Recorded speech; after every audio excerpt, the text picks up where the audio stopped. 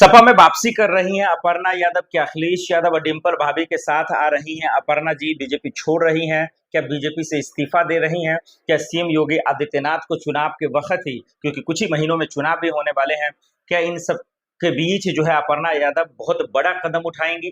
क्या वाकई में वो समाजवादी पार्टी के साथ आ रही हैं?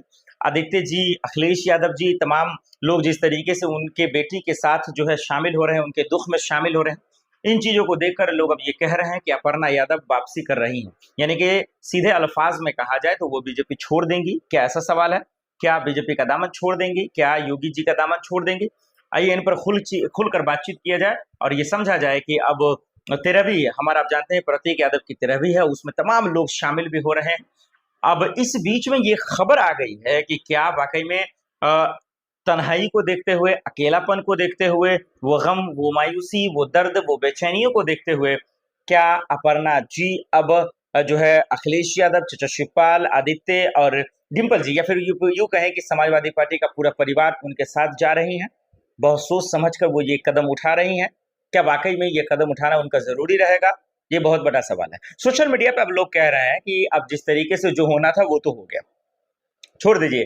प्रतीक यादव का निधन हुआ, मौत हुई, कैसे हुआ, किसने किया, पोस्टमार्टम रिपोर्ट क्या कह रहे हैं, डॉक्टर्स क्या कह रहे हैं, जांच होगी या नहीं होगी, या फिर पुलिस क्या कह रहा है, योगी पुलिस क्या कह रहा है, ये तमाम सवाल जो ऐसे निकल के आ रहे हैं, वो अब उसको एक दरकिनार कर दीजिए।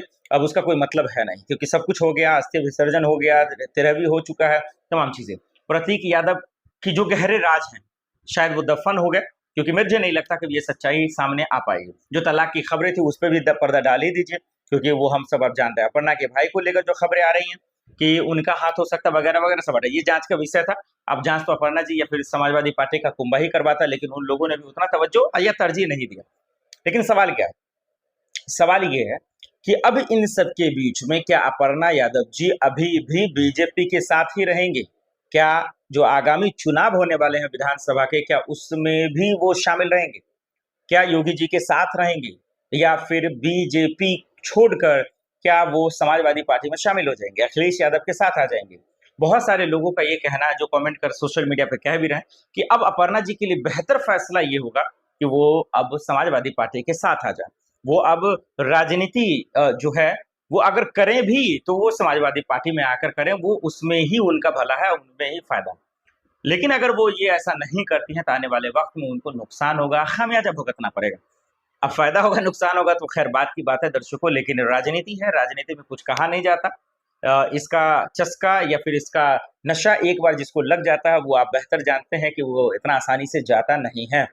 लेकिन अब अपर्णा यादव जी इस्तीफा दें या ना दें, बीजेपी छोड़ें या ना छोड़ें, वो समाजवादी पार्टी में शामिल हों या ना हो, अखिलेश यादव के साथ वो आए या ना आए, डिम्पल भाभी के साथ आए ना आए, लेकिन मेरा ये कहना रहेगा कि वो कैमरे पर आकर ये एक बात जरूर बताएं कि जब प्रतीक यादव इंस्टाग्राम यानी सोशल मीडिया के माध्यम से जब वो चैट लिख करते हैं, वीडियो बनाते हैं और ये कहते हैं कि मुझे तलाक लेना था, मेरे परिवार को, मेरे घर को, मेरे भाई को तबाह और बर्बाद करना चाहती है, तब वो आखिर खामोश क्यों थी? एक दूसरा, कि जब इतना बड़ा घटना हो गया, जब हादसा हुआ, जब उनकी मौत हुई, तो आप गायब क्यों थी? तीसरा, जो सबसे बड़ा अहम सवाल, जो मेरा सवाल है, कि इन सब को लेकर अब जो होना था वो हो गया, अब आप कैमरे पे क्यों नहीं बता देती कि हुआ क्या था, मामला क्या था, चल क्या रहा था, हुआ क्या है, कैसे हुआ, पोस्टमार्टम रिपोर्ट में देरी क्यों हुई, 2 घंटे अस्पताल ले जाने में देरी क्यों हुई? ये तमाम चीज अगर वो क्लियर कर देती तो ज्यादा बेहतर होता। उन लोगों के मन का भ्रम खत्म या टूट जाता, जो लोग ये भ्रम पाल बैठे हैं, सवाल ले बैठे हैं कि नहीं इसमें जो है उनके परिवार का हाथ है, प्रतीक यादव की निधन नहीं हुई, उनको मारा गया, जो फिरौती की खबरें थी, 4 करोड़ मांगने की बात थी, पॉस्को एक्ट में फंसाने की बात थी, वो सब जो है दूध का दूध पानी का पानी हो जाता है। लेकिन ये तो सिर्फ और सिर्फ अपर्णा जी ही कर सकती हैं। लेकिन अब देखना पड़ेगा कि आखिर वो राज्यपाल के पास तो वो कहीं इस बात को लेकर कि डॉक्टर को लेकर और प्रतीक यादव को लेकर सामने रखी, जो हमने आपको शुरू में बताया। लेकिन अब देखना पड़ेगा कि क्या वाकई में जांच की जो बात है, क्या वो होता है, या फिर ऐसे ही इन चीजों को क्या वाकई में वो समाजवादी पार्टी के साथ आ रही हैं? आदित्य जी, अखिलेश यादव जी, तमाम लोग जिस तरीके से उनके बेटी के साथ जो है शामिल हो रहे हैं, उनके दुख में शामिल हो रहे हैं, इन चीजों को देखकर लोग अब ये कह रहे हैं कि अपर्णा यादव वापसी कर रही हैं। यानी कि सीधे अल्फाज में कहा जाए तो वो बीजेपी छोड़ देंगी। क्या ऐसा सवाल है? क्या बीजेपी का दामन छोड़ देंगी? क्या योगी जी का दामन छोड़ देंगी? आइए इन पर खुलकर बातचीत किया जाए और ये समझा जाए कि अब 13वीं हमारा, आप जानते हैं प्रतीक यादव की 13वीं है, उसमें तमाम लोग शामिल भी हो रहे हैं। अब इस बीच में ये खबर आ गई है कि क्या वाकई में तन्हाई को देखते हुए, अकेलापन को देखते हुए, वो गम, वो मायूसी, वो दर्द, वो बेचैनियों को देखते हुए, क्या अपर्णा जी अब जो है अखिलेश यादव, चचा शिवपाल, आदित्य और डिंपल जी, या फिर यूं कहें कि समाजवादी पार्टी का पूरा परिवार उनके साथ जा रही हैं, बहुत सोच समझकर वो ये कदम उठा रही हैं। क्या वाकई में ये कदम उठाना उनका जरूरी रहेगा? ये बहुत बड़ा सवाल है। सोशल मीडिया पे अब लोग कह रहे हैं कि अब जिस तरीके से जो होना था वो तो हो गया, छोड़ दीजिए। प्रतीक यादव का निधन हुआ, मौत हुई, कैसे हुआ, किसने किया, पोस्टमार्टम रिपोर्ट क्या कह रहे हैं, डॉक्टर्स क्या कह रहे हैं, जांच होगी या नहीं होगी, या फिर पुलिस क्या कह रहा है, योगी पुलिस क्या कह रहा है, ये तमाम सवाल जो ऐसे निकल के आ रहे हैं, वो अब उसको एक दरकिनार कर दीजिए। अब उसका कोई मतलब है नहीं, क्योंकि सब कुछ हो गया, अस्थि विसर्जन हो गया, 13वीं हो चुका है, तमाम चीजें। प्रतीक यादव की जो गहरे राज हैं, शायद वो दफन हो गए, क्योंकि मुझे नहीं लगता कि ये सच्चाई सामने आ पाएगी। जो तलाक की खबरें थी उस पर भी पर्दा डाल ही दीजिए, क्योंकि वो हम सब अब जानते हैं। अपर्णा के भाई को लेकर जो खबरें आ रही हैं कि उनका हाथ हो सकता, वगैरह वगैरह, सब हटा, ये जांच का विषय था। अब जांच तो अपर्णा जी या फिर समाजवादी पार्टी का कुंभा ही करवाता, लेकिन उन लोगों ने भी उतना तवज्जो या तरजीह नहीं दिया। लेकिन सवाल क्या है? सवाल ये है कि अब इन सब के बीच में क्या अपर्णा यादव जी अभी भी बीजेपी के साथ ही रहेंगे? क्या जो आगामी चुनाव होने वाले हैं विधानसभा के, क्या उसमें भी वो शामिल रहेंगे? क्या योगी जी के साथ रहेंगे, या फिर बीजेपी छोड़कर क्या वो समाजवादी पार्टी में शामिल हो जाएंगे, अखिलेश यादव के साथ आ जाएंगे? बहुत सारे लोगों का ये कहना है, जो कमेंट कर सोशल मीडिया पे कह भी रहे हैं, कि अब अपर्णा जी के लिए बेहतर फैसला ये होगा कि वो अब समाजवादी पार्टी के साथ आ जाए।